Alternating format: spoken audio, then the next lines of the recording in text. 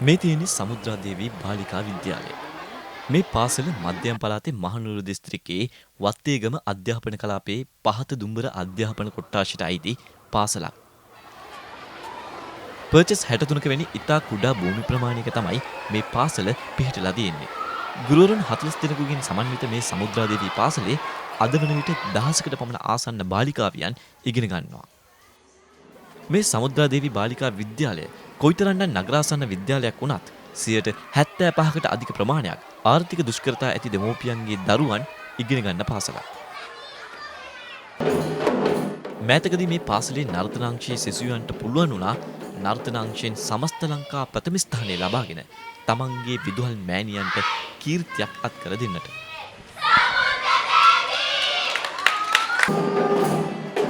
ඒ වෙනුවෙන් පහුගිය කාලයේ සමුද්‍රාදේවී බාලිකාවන් මේ ලබාගත් ජයග්‍රහණය සමරා සිය පාසලට කීර්තියක් එක් කර දුන්නු ඒ නර්තනාංශයේ සිසුවියන්ටත් අංශභාර ගුරුවරුන්ටත් සහ ඒ සිසුවියන්ට මූල්‍යම වශයෙන් උදව් කරපු ඒ දානපති හසන් රවුෆ් මහතාටත් උපහාර දැක්වීමේ උළෙලක් සංවිධානය කර තිබුණා.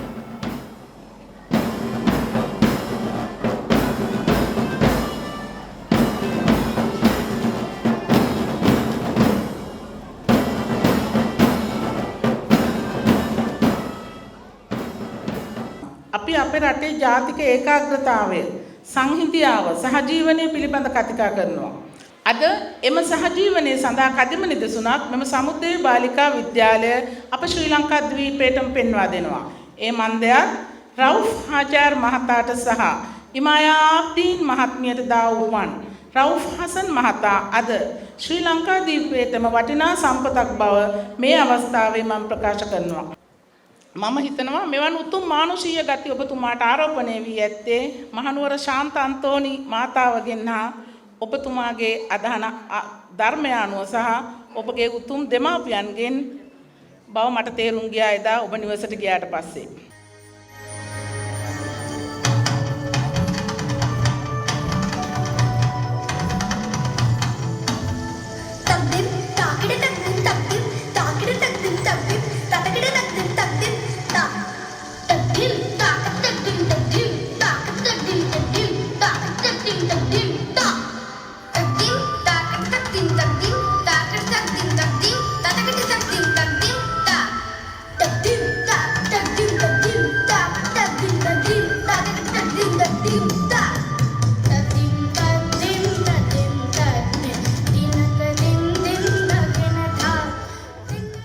දෙදස් දාසේ සමස්ත ලංකා ප්‍රථම ස්ථානය ලබාගත් නර්තන සිසුවියන්ගේ සබරගමු කිදුරා වන්නම නර්තනය තමයි මේ.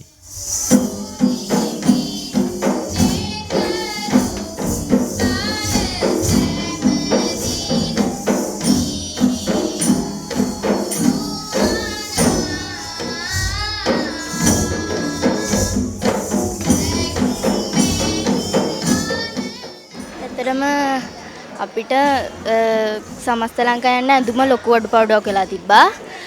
මේ ඇඳුම හදලා දෙන්න සල්ලි දුන්නේ හසන් රවුෆ් මහතා. ඇතරම එතුමාට ගොඩක් පින් දෙනවා.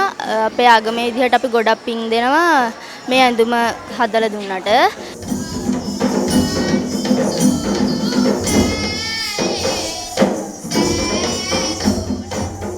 මම මේ පාසලට ආවේ 2013 වර්ෂයේ. එදා ඉඳන් මේ දක්වා සමස්ත ලංකා අපි මධ්‍යම පළාත නියෝජනය කරගෙන ගියත් අපිට ජයග්‍රහණයේ හීනයක්ම වුණේ අපේ ඇඳුම් කට්ටලයක් නොමැතිකම. මේ සුන්දර ඇඳුම් කට්ටලය හදාගන්න අපිට ලක්ෂ ගාණක වියදමක් දරන්න වුණා. නමුත් ඒක අපේ කාටවත් දරා ගන්න හැකියාවක් තිබුණේ නැහැ. අවසානයේ අපේ මේ ජයග්‍රහණයට ප්‍රබලම හේතුව වුණේ මේ ඇඳුම් කට්ටලය.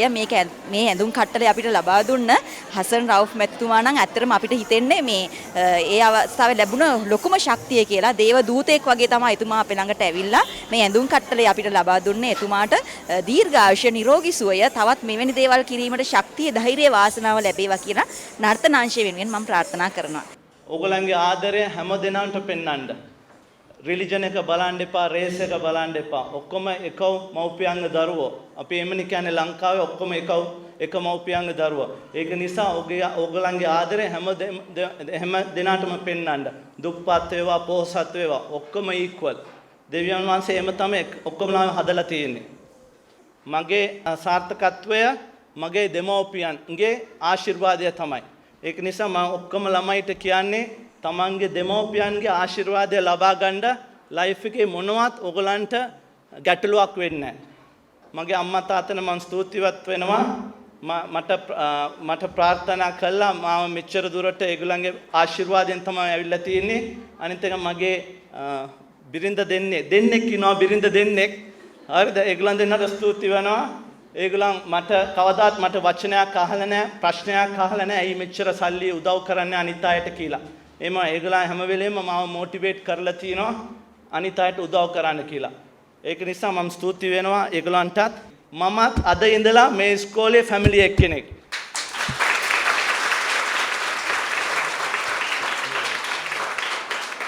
මේ අතරේ හසරන් රවුෆ් මහතා මේ පාසලට කවුරුත් බලාපොරොත්තු නොවුණු ආකාරයේ පොරොන්දුවකුත් ලබා දුන්නා. January 1st 2017 ඕගොල්ලන්ට මම අලුත් වෑනයක් අරන් දෙනවා.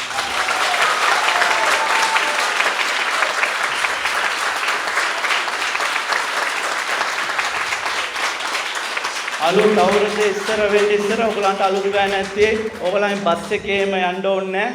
හරිද? ඕගොල්ලන්ගේ ඕන් වෙහිකල් එකේ ඕගොල්ලන්ට ට්‍රැවල් කරන්න පුළුවන්.